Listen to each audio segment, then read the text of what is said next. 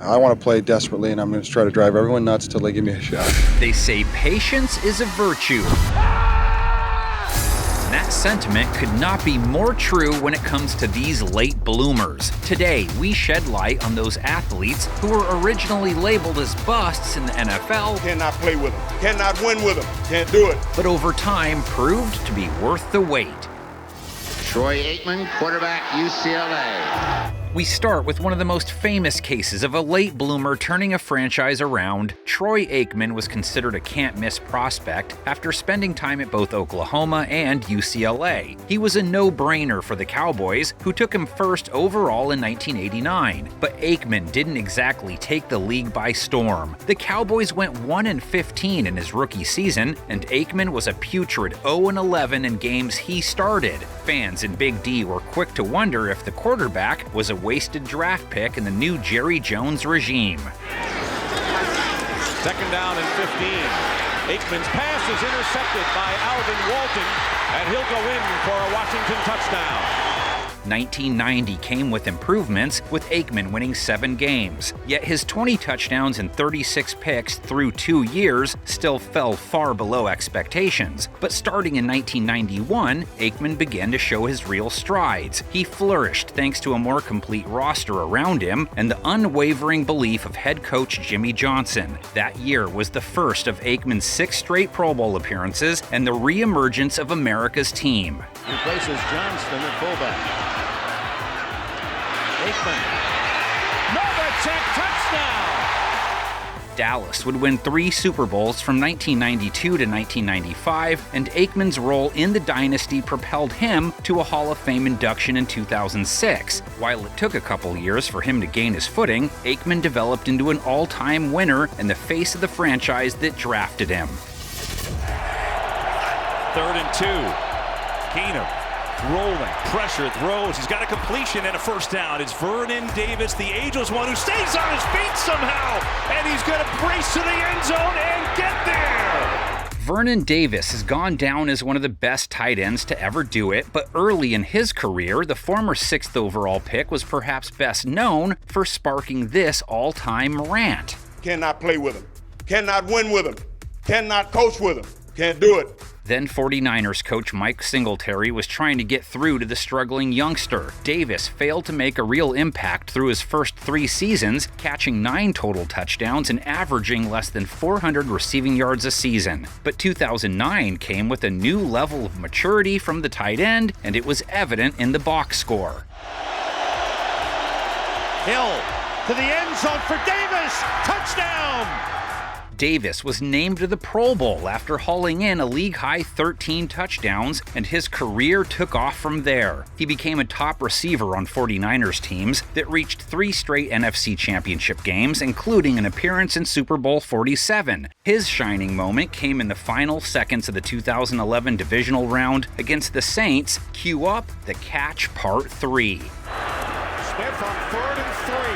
He throws to the end zone, and a catch is made by Vernon Davis for a Niners touchdown! The once uncoachable player caught passes for 14 seasons and is one of the 12 tight ends in history with 7,500 receiving yards. The only thing that matched Davis's production on the field are the emotions he spilled along with it. Smith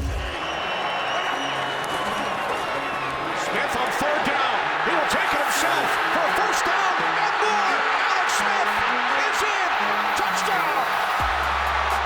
Vernon Davis's quarterback in San Francisco also finds himself at home on this list. Alex Smith was taken with the number 1 pick in the 2005 draft, but it took a while before the Utah product turned into the player many expected him to be coming out of college. Injuries were a major factor for Smith's slow start with the 49ers. He only played 1 full season between 2005 and 2010. A rotating cast of head coaches and offensive coordinators didn't help the cause either. Smith 3rd and long, throws right into the arms of Cato June. And June, the linebacker, linebacker from Michigan has a Colts touchdown. Smith tossed 51 touchdowns and 53 interceptions through his first 6 seasons. Meanwhile, fellow 2005 draft class QB Aaron Rodgers was on his way to building a legendary career in Green Bay. How could the Niners save the situation? Enter Jim Harbaugh. And a fresh set of downs. Alex Smith to throw. Deep. That's Crabtree. Touchdown 49ers. The pairing of Smith and his new head coach in 2011 reignited the former #1 pick. In just his first season playing for Harbaugh, Smith led San Fran to the NFC title game. He proved he could be there in the clutch with 5 fourth-quarter comebacks. No other QB had more that season. But after losing his job to Colin Kaepernick in 2012, Smith was traded to Kansas City, a blessing in disguise as he'd now pair with offensive mastermind Andy Reid. Downfield. And Smith, he fires deep, and that's going to be caught on the run by Kareem Hunt.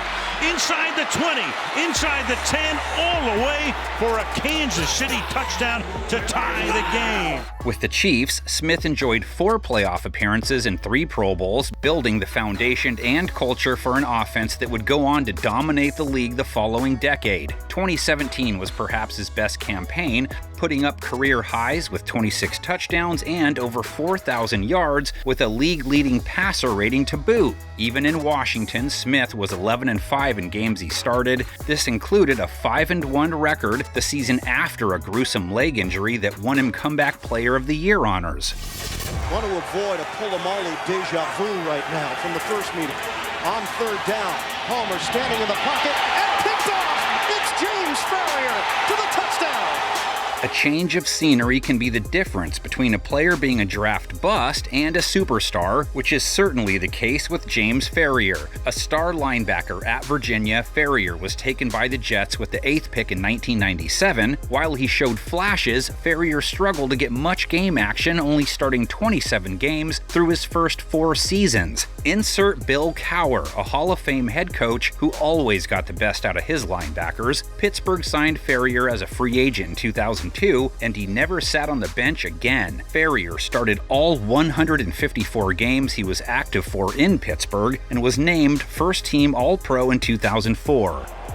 3rd and 13. Testaverde bobbles the football, and it's picked up by Von Ohoffen.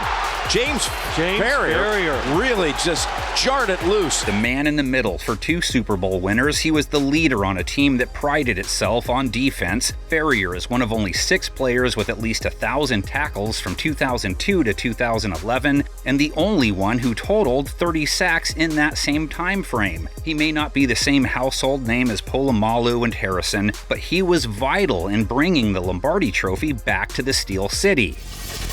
One player that Bill Parcells looks to provide the necessary on-the-field leadership is Phil Simms. There is no doubt that the Giants are a different team when Phil Simms is in the lineup. New York sports fans are certainly not defined by their patience. However, before they're on the verge of kicking another quarterback out of their city, they should remember the career of Phil Simms. The former 7th overall pick out of Morehead State struggled with turnovers and injuries in the early years. From 1979 to 1983, Simms won just 14 games as a starter and threw more interceptions than touchdowns. It seemed like he was on his way out of the Big Apple. I very seldom talked to him. I didn't really want to talk to him.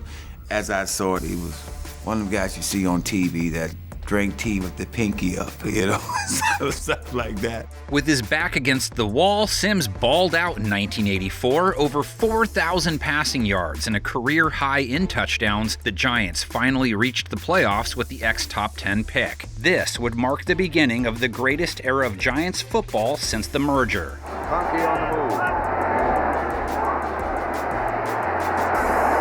Simms to the Morrow touchdown.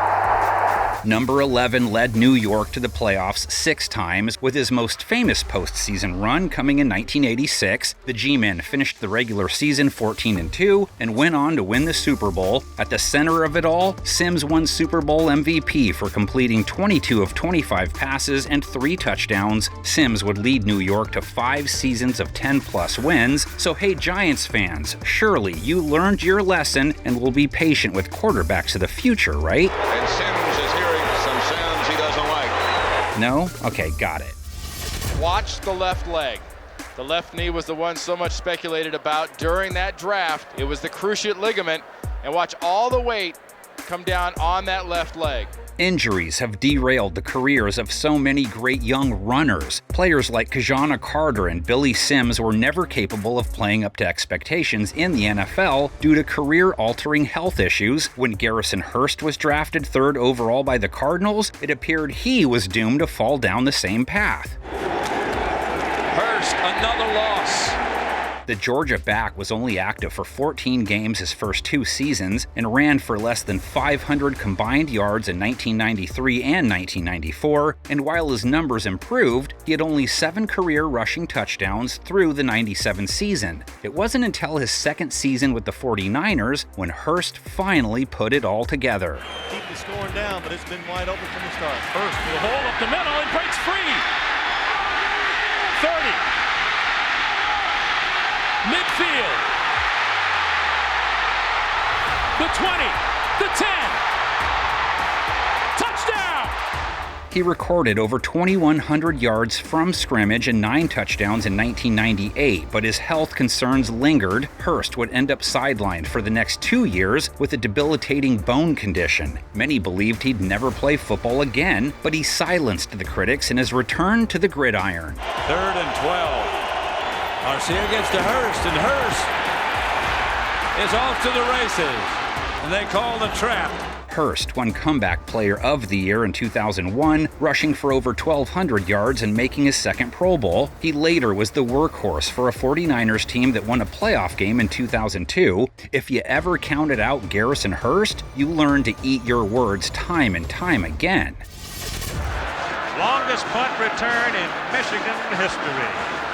A Heisman Trophy is the most prestigious honor someone can earn in college, but it's also proven to be a curse for quite a few entering the pros. There have been more busts than success stories from former Heisman winners, and Desmond Howard was originally on pace to be another to fit that mold. Cardinals come with a blitz. Schuler in and out of the hand of Desmond Howard. After a standout career in Michigan, Howard was drafted 4th overall to be the ultimate weapon in Washington, but fell far below expectations. In his first 61 games, he recorded more than 1,300 receiving yards and just 1 return touchdown. With his career on its last leg, Howard joined the Packers in 1996 and never looked back. And here is Desmond Howard on the return, pops loose at the 50, to the 40, to the 30, needs a screen block. Does he get it? Yes, he's going to go into the end zone for the touchdown. That season, Howard transformed into the best return man in football, taking 3 punt returns to the house. He also led the league in yards per return. No moment was more impactful, of course, than the defining play on the game's biggest stage. Kick goes to Desmond Howard at the 1. Desmond Howard is off. You better turn it on or he's gone. Desmond Howard all the way into the Patriot end zone, 99 yards. From draft bust to Super Bowl MVP, Howard would rack up close to 4,600 all-purpose yards from 1996 to 1998. That was far more than the likes of Tim Brown and Emmitt Smith. He'd also make a Pro Bowl in 2000 as a returner with the Lions. While Howard never became the #1 receiver some may have expected, he transformed into one of the best return specialists in NFL history. Brad Smith was in the game. Here comes Jones. Jones, great block in there by Bradshaw. This is the same play they run last week. A 59-yard touchdown sprint.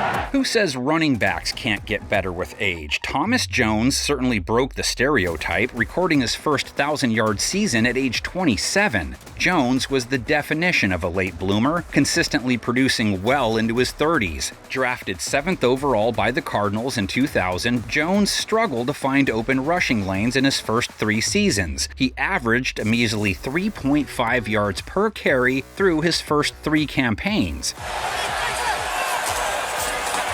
Jones lost the ball. Dallas has it. After a disappointing tenure in Arizona and a one-and-done season with Tampa, Jones's NFL story looked all but over. Thomas Jones, there's a big hole for him. Jones rumbles, he's in, touchdown! But he signed with the Bears in 2004 and found a home that became a perfect fit for his play style. Using a mix of power and quickness, Jones gained over 1,200 rushing yards in 2 of his 3 seasons in the Windy City. He even put up 112 rushing yards in Super Bowl 41. From the 43, Thomas Jones dancing around into the secondary inside the 40. Being chased down by Bethea, and he does, in fact, drag him down at the 5. As a Jet, Jones appeared in his first Pro Bowl at the age of 30, gaining over 1,500 yards from scrimmage and 15 touchdowns. While most backs are on the verge of retirement, he was just reaching his peak. From 2004 to 2009, Jones averaged over 1,400 yards from scrimmage. He played until age 33 and is a member of the exclusive 10K rushing club.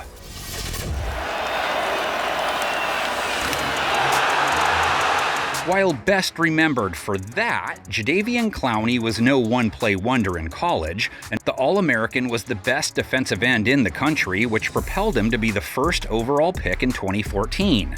Jadeveon Clowney, defensive end, South Carolina. When you talk about explosive off the edge, he's got length, he's got first step quickness, and he has explosion.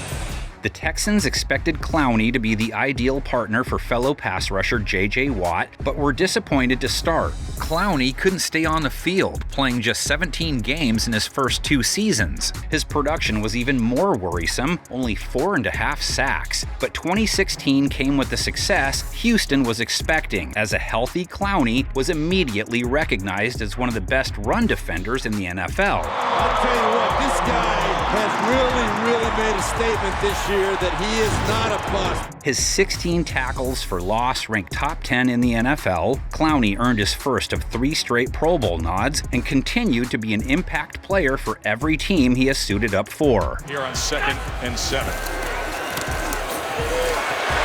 And he is taken. Ball is out, and Clowney's got it, and Seattle's on the board.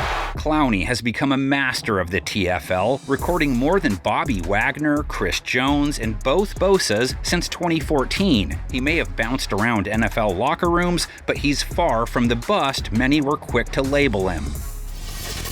Backing up Byrne was 00 Ken Burrow, whose 9.2 speed marks him for certain stardom. Wearing 00 as a wide receiver, talk about aura. Ken Burrow was one of the most electrifying receivers of the 70s, but before that, he was a top 10 draft pick that the Saints gave up on after just 1 season. Burrow did not start a single game his rookie year, only catching 13 passes the entire campaign. He was traded to the Houston Oilers, but the wideout still needed time to develop into a star. But 00 was the man when Danny wanted to do the job quick. All year long, Kenny Burrow kind of put a dent in the idea that you can't throw deep against the zone. Burrow's breakout season came in 1975. He was the only player in the league to crack 1,000 receiving yards that year. Burrow became the top target for an Oilers team that appeared in back-to-back AFC championships later in the decade. Burrow finished the 1970s with the 2nd most receiving yards of any player, proving to be well worthy of his top 10 selection. Bradshaw running out of the pocket, looking for somebody to throw to, fires it downfield. And there's a collision. It's caught out of the air. The ball is pulled in by Franco Harris. Harris is going for a touchdown for Pittsburgh. Today, we all recognize Terry Bradshaw as one of the ultimate big game players with an even bigger personality on TV. But pro football wasn't always easy for the blonde bomber. As the first overall pick in the 1970 draft, Bradshaw was relied upon to turn around a Pittsburgh squad that had never won a playoff game. He was unable to do so instantly, and his numbers were even scarier than the team's record through those first 2 seasons. Nothing went well for him, and off the field, he was just looking for someone to put their arms around him and say, Terry, everything's going to be all right. In 1970 and 1971, Pittsburgh went 8-13 under Bradshaw, who threw 19 touchdowns to 46 interceptions. In today's era, you don't even make it to season 3 with that ratio. The next 2 years saw a huge improvement, with Bradshaw winning 19 of his next 23 games. But after another down year in 1973, head coach Chuck Noll was considering a change.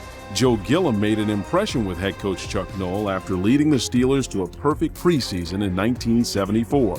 Backup Joe Gilliam would begin the 1974 season as the starter, with many left wondering if the #1 pick had officially flamed out. Bradshaw, though, earned his starting job back at midseason, and the team would never look back. Here's Bradshaw. Fathered from behind. Lynn Swan is open. Got it. Steeler touchdown.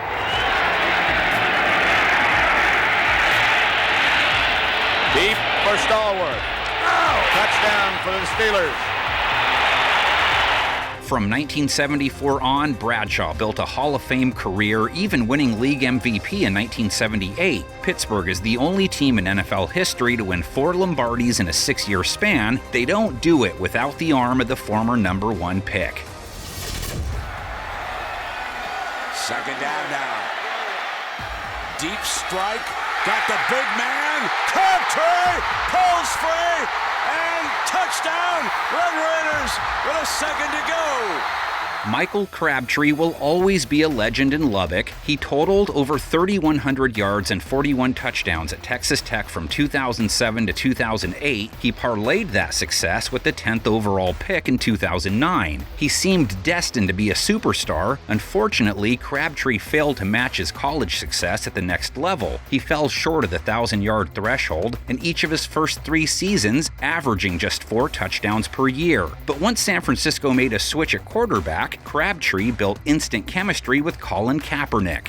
From the 38-yard line, he's going to go to the air, throw a little bit low, but it is caught by Crabtree. He's inside the 20, the 10, touchdown San Francisco. He eclipsed 1,100 yards in 2012, and his 3 playoff scores were crucial in the 49ers' run to Super Bowl 47. From the 31. And Kaepernick again. Zips it in there. Crabtree still on his feet and in for the touchdown. From there, Crabtree remained a constant fixture for the Niners offense and then blossomed into a top receiving option when he signed with the Raiders. He hauled in 25 total touchdowns from 2015 to 2017. Crabtree's 637 career catches were more than any other player in the 2009 draft, including Julian Edelman.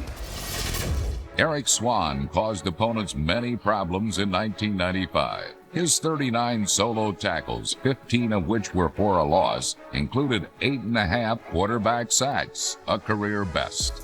Eric Swan may have the strangest path to the NFL in the history of the game. One of the best defensive recruits in the country coming out of high school, Swan was left ineligible to play college ball due to his poor grades. His plan instead was to play for a semi-pro league in Massachusetts. His salary was $5 per hour. Swan declared for the NFL draft in 1991, and despite his anonymity, was selected 6th overall by the Cardinals. But what Swan quickly learned is that the NFL was a major step up in competition from the Bay State Titans. With only 9.5 sacks through his first 3 seasons, critics were quick to call Swan a wasted draft pick. Not so fast. 3rd and 15 following the sack. They lost 7 on the play.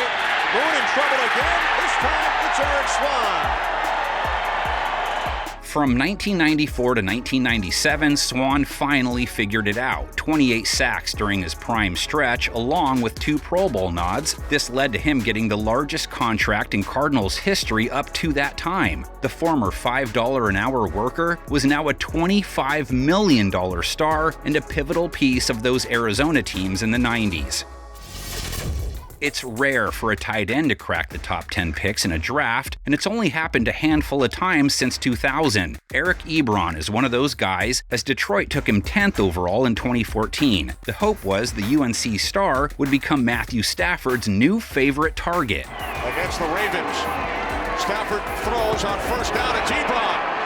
Eric Ebron lost the football. Buccaneers recover. Ebron was serviceable in the Motor City, but never lived up to the hype of a top 10 pick. In 4 years with the Lions, Ebron averaged around 500 yards and 3 touchdowns per season. Then came a much-needed change of scenery. On 2nd and 6. Inside the 5 to the end zone. Touchdown, Ebron. In 2018, he paired up with Andrew Luck and the Colts for a second chance at greatness. In his first year there, Ebron tallied career highs across the board: 66 catches, 750 yards, and 14 total touchdowns. On 2nd and 12, Luck putting some air under it, has his man, it's Ebron, wide open, touchdown Indianapolis. Ebron was named to his first Pro Bowl and caught another touchdown in a playoff win versus the Houston Texans. Luck retired the following season, ending the emerging connection the two had built, but Ebron proved he belonged in the NFL. He went on to be a key contributor for the Steelers and played his final season in 2021. The Miami Dolphins select Ted Ginn, wide receiver, Ohio State. Ted Ginn Jr. seemed poised to join a long list of star wide receivers coming out of Ohio State when he was drafted 9th overall in 2007. Despite never having a 1,000-yard season with the Buckeyes, the track star had scouts salivating over his 4.28 40 time. However, Ginn instead became a cautionary tale that athleticism alone isn't enough to become a star wideout in the NFL. Ginn moves forward, mishandles it, Buffalo recovers. Catching only 6 touchdowns from 2007 to 2012, teams were unable to figure out how to use the speedster on offense. He seemed destined to spend his career as solely a return man. Again, right at the goal line. Get some room this time across the 40, still going. This time no one's gonna get him. Ted Ginn, touchdown Miami, 100 yards. But the narrative circling Ginn shifted once he teamed up with Cam Newton and the Carolina Panthers. In 3 seasons, Ginn caught 19 touchdowns and was a constant deep threat against any secondary. A lot of time airing it out, looking for Ginn. He's got it. There's a flag, but he's gonna go. 2015 was Ginn's breakout season, leading the team with 10 touchdown catches, while the Panthers went 15-1. Ginn would play for 6 different teams in his career and was best used as a great complementary piece to offenses, a legitimate threat to score on any play. He finished his career with over 15,000 all-purpose yards. Low punt for Ginn. Got a terrible day. Stays on his feet. And Ted Ginn, look at this. Ted Ginn, one man to beat. Touchdown! He will never be known as an all-time great, but he did etch together a long and successful career in professional football. Young, back to throw. In trouble, he's going to be sacked. No, gets away. He runs, gets away again, goes to the 40, gets away again, to the 35, cuts back at the 30, to the 20, the 15, the 10. He dives. Touchdown, 49ers.